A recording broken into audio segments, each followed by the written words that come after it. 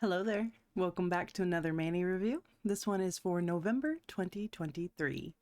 All right, it's time for fall manis. It's time for bundling up and feeling cozy. So we start off strong with a tortoiseshell mani for Glam Nails Challenge, and this is using the Cert Colors tortoiseshell jelly set.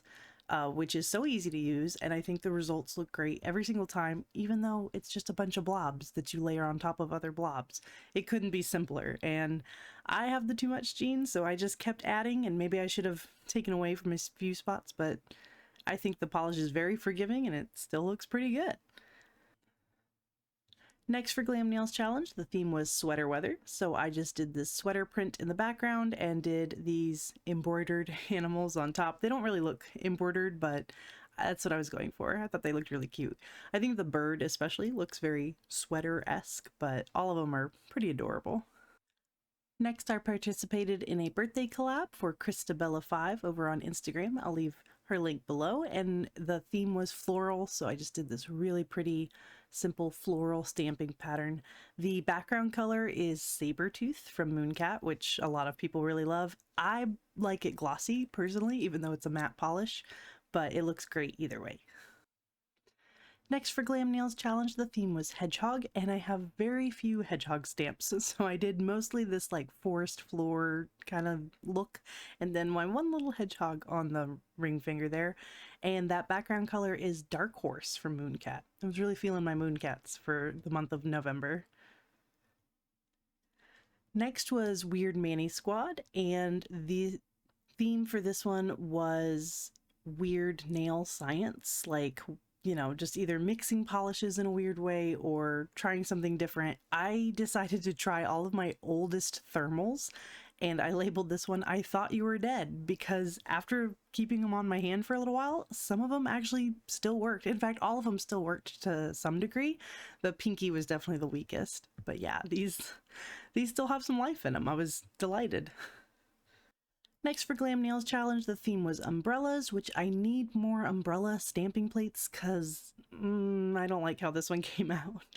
I was trying to do like a top-down view of a rainy street at night. I was thinking of that scene from Singing in the Rain where he's singing in the rain and the black is like shiny from the wet street, you know, and yeah, let's just move on. It didn't work. Next was the Polish Posse group stream. This one was for epilepsy awareness. So we did purple, and I actually made this brain from a pumpkin stamp that I double process stamped with a brain design, and it looks great. I should have backed it in white, but I think you can't tell that it's pumpkin.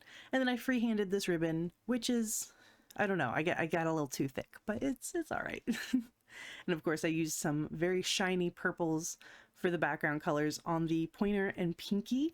That is Glamethyst, and then the middle two is Royal Crush, all from the Holo Taco royalty release.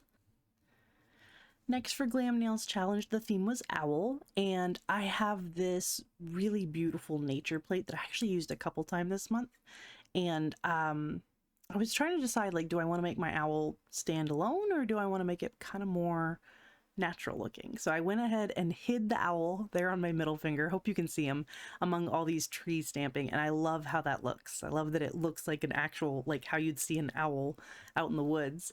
The background color is this beautiful gray Crelly with iridescent flakies in it from Cadillacer called Watson.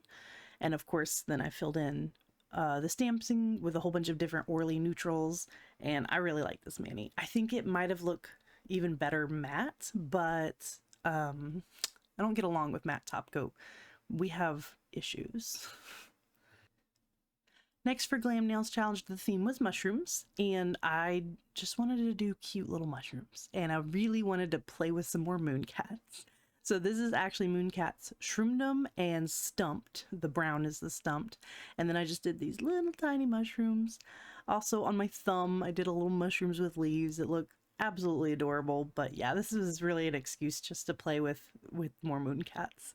Up next is, I think, probably the best mani I did this month, which is nature themed for Glam's Nail Challenge, which is very vague. So I went with this meadow scene, lots of layers of stamps.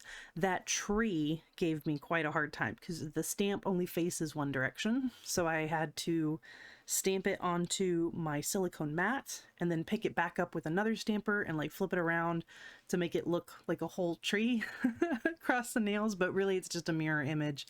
And I'm sure there's a better technique to do that, but it worked. I just kind of put a top coat on it and made it into a decal so that I could flip it over, and yeah, it worked all right. The next theme for Glam Nails Challenge was brown and sparkly, so I went from super complicated with the Nature Mani to as simple as possible with this one, and I just used this like word design in a metallic gold stamping plate, and then of course I used my favorite autumnal topper from Glimmer by Erica over on Etsy called Autumn Afternoon. It's the perfect Thanksgiving polish, and putting that over Orly's Don't Be Suspicious, which is quickly becoming my most used brown cream. It's a perfect combo. The polish for this month's Random Hollow Tuesday was Fake Date, and I had no idea what to do with this one. It's one of the foil formula polishes, which I honestly don't use enough because they're really pretty and shiny, but they're so hard to photograph. So I have this picture, and then I took another one in the sunshine, and you can kind of see it a little better, but not that well. But I did a chocolate drip on the top because I was like, oh, dates, chocolates, I don't know. So I just labeled this one my Fake Date Spilled Chocolate All Over My Dress. Because I was really out of ideas for this. Next for Glam Nails Challenge, the theme was First Frost. So I used this magnetic polish from Cirque called Mind Over Matter.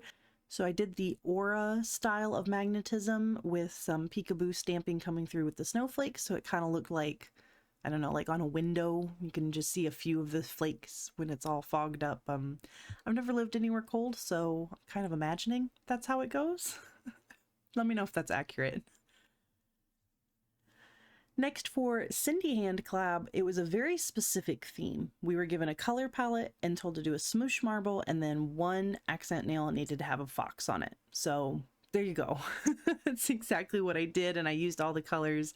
I really like the pinky, ended up with some of the like veining sometimes you get with smoosh marbles, and my little fox I think is so cute, just sitting there enjoying the fall colors around him.